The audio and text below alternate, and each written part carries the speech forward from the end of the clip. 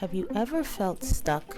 Like, no matter how hard you try, something is holding you back from reaching your goals?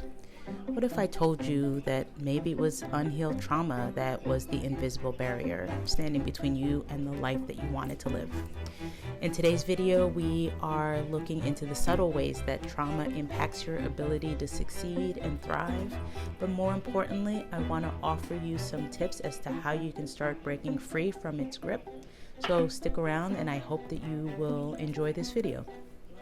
So this video is going to be a little bit different because, as you can see, I am in the process of baking bread, and this is my first attempt at making bread from scratch, and it is my effort to try something new, try something different, try something that's out of my wheelhouse and just allows me to do something that is like self-care related and just allows me to be curious about the world besides being in with my clients. And I am sharing this video of me attempting to bake because this is my version of self-care. This is my attempt to be present. But when you are someone who is dealing with trauma, doing things like this may be paralyzing. It looks relatively, harmless or innocuous to try to just bake bread.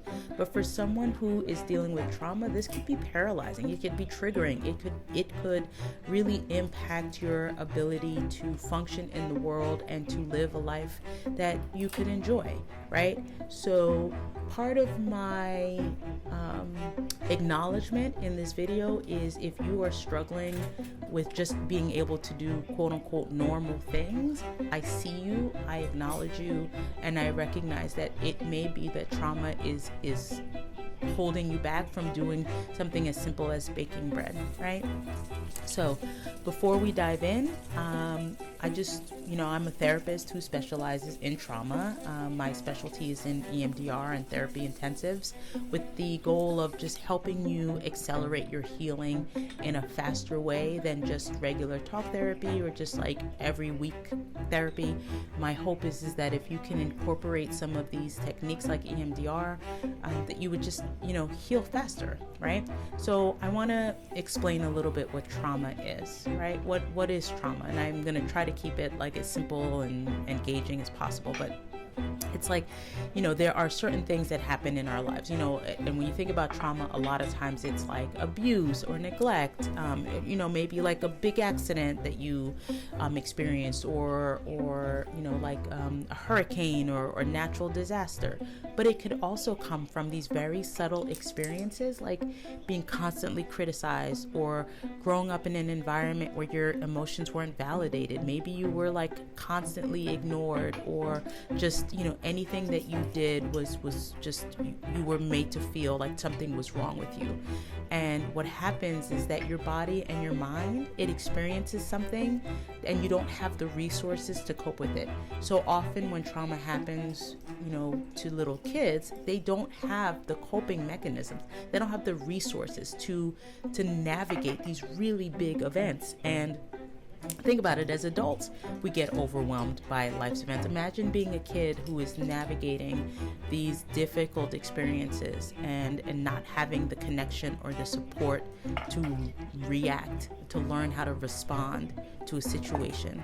And so it changes your brain, it changes how you see the world, it changes your sense of safety, right? So let's talk about now the sneaky ways that trauma can impact your ability to succeed and thrive.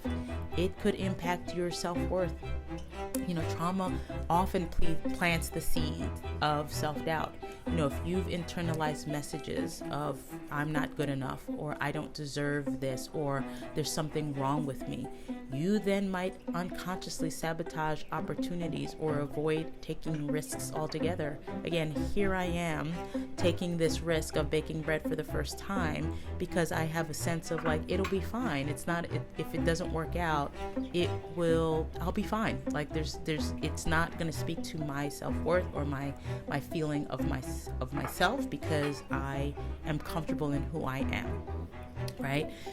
It could impact how you fear failure or success, right? Have you ever felt paralyzed by the thought of failing? And I would find even more often sometimes there is a fear of success, because if you succeed, is that going to lead to criticism? Is that going to lead to someone having to, shoot you down or reject you? Trauma creates sometimes this deep fear of change, even if it's positive, because it feels unsafe. The thing that I always try to describe to my clients is that trauma oftentimes is a response towards safety, right? If you did not have safety, if something happened and you were not made to feel safe or validated or nurtured, that may create a trauma response. So even in the face of success, if there's a sense that you're going to be rejected or you're going to be criticized or you're going to just be made to feel like you're not important, you may have a fear and you may self-sabotage. Trauma can look like, procrastination, right? Because procrastination prevents you from making a decision and moving forward with it, because you might have to deal with the consequences of that decision. Imagine, if I kept saying to myself, I want to make bread, but then I keep finding these I don't want to say excuses, but like, I haven't found the right recipe yet, or I don't have the ingredients. By procrastinating, I avoid the potential for failure. And even something like perfectionism, right? It's like you have this desire for everything to be perfect because you want to eliminate the potential for someone to reject you or to criticize you. And so everything has to be perfect. That might be a trauma response, right? Think about, possibly relationship struggles. When you have trauma, what has happened a lot of times is that you have not developed a sense of safety in your body or in your decision making. There's a difficult time trusting and being able to effectively communicate your feelings and your desires and your wants, or to set boundaries, right? If you have had trauma, someone may have violated your boundaries and you don't know what boundaries or appropriate boundaries are, and you therefore have a hard time setting boundaries. And this can impact how you interact in relationships. It can impact how you interact in your job, right? Because collaboration with others, group projects can feel overwhelming because you don't know how to say no, or you don't know how to take on a certain role in your work, or again in your personal life. Chronic stress and burnout. This is a big one that I see. It, keeps your nervous system on high alert, right? If you think about trauma and you think about the idea that you are in fight or flight or freeze mode, right? Because you are like on the lookout for danger. You're on the lookout. You're constantly activated, and your nervous system is always on high alert. And you may have a hard time focusing or staying calm or recovering from setbacks, because you're like, what is the dangerous thing around the corner that's going to happen next? Again, is it rejection? Is it criticism? Is it going to be like, like something out of the ordinary, and is coming, and so your body is ready for a fight. It is ready for flight, or it is ready to freeze. And think about, if you then are chronically in that state, you are then going to have chronic stress and lead to higher burnout.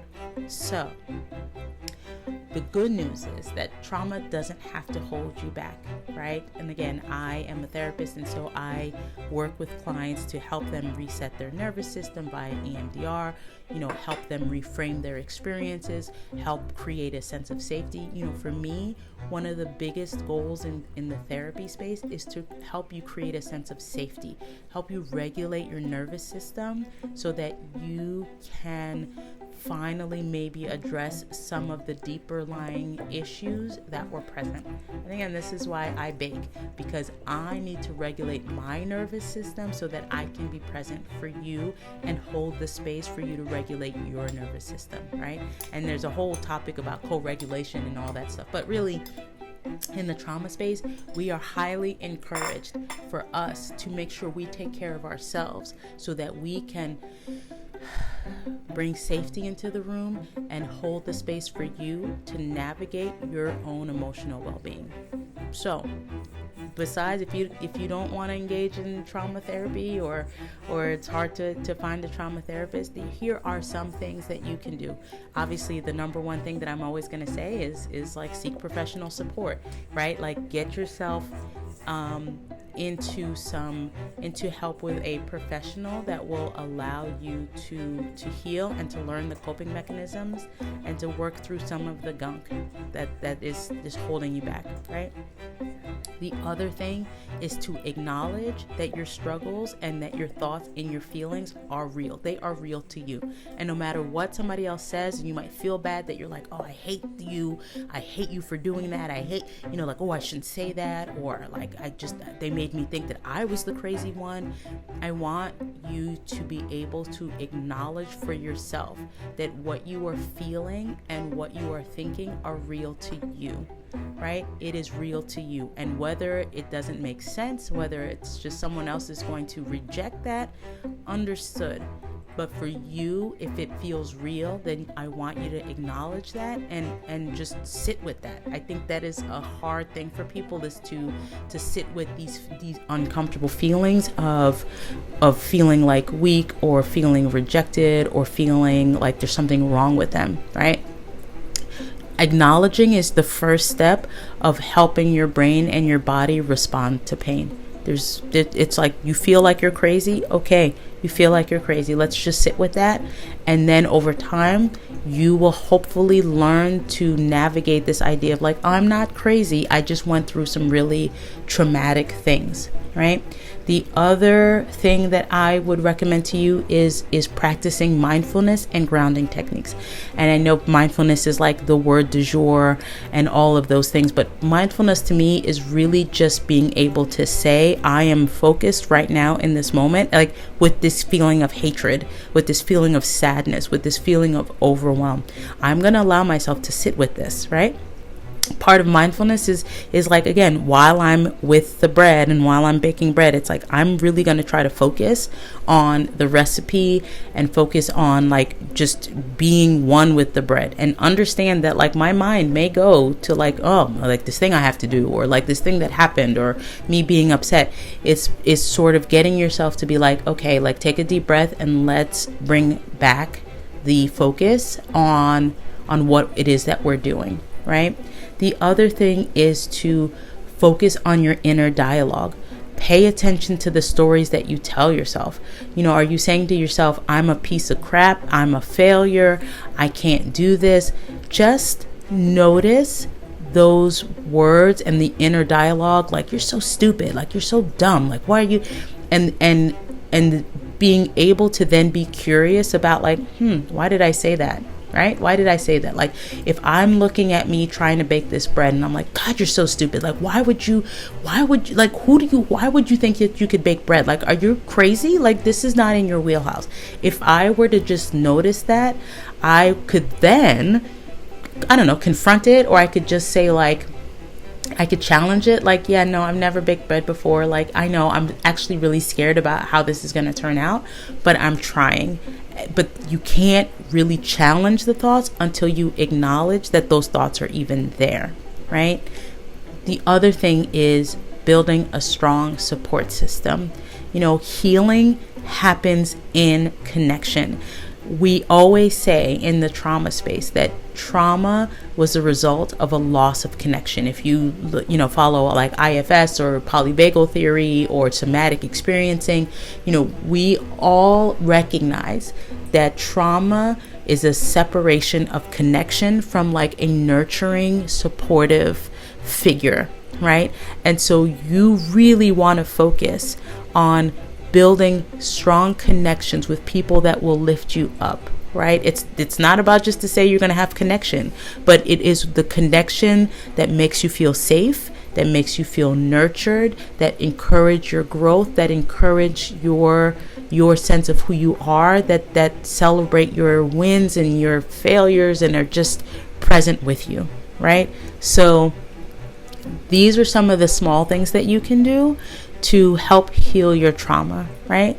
Because healing your trauma is just not about like just feeling better. It's unlocking your potential. It is about helping you find your purpose. It is about helping you be able to enjoy the little things in life that make life worth living, right? And so again, when I'm always a proponent of getting in and doing the work so that you can build the resilience and the success that you want for yourself. Imagine waking up each day knowing that you're just not surviving, just not getting through the day, but that you're thriving, that you actually enjoy your life, right? And healing is a journey. It is not a destination. I always say to people who want to do therapy intensives, this might be the spark that like lights the flame that changes things. It's not a cure-all. It's not a magic bullet. Living life is a journey, right? So it is not a cure-all. Therapy is not a quick fix. It is hopefully a part of the process in your journey towards being your best self. So I hope this video resonated with you. Again, I would always encourage you to reach out to a trauma-informed therapist. I am based in New Jersey, so that if you are interested in working with me, I will leave my contact information down below. But I really want to encourage you to live your best life. So your future self will thank you. If you like this video, please hit the like button and subscribe, and I will see you on my next one. Take care, guys.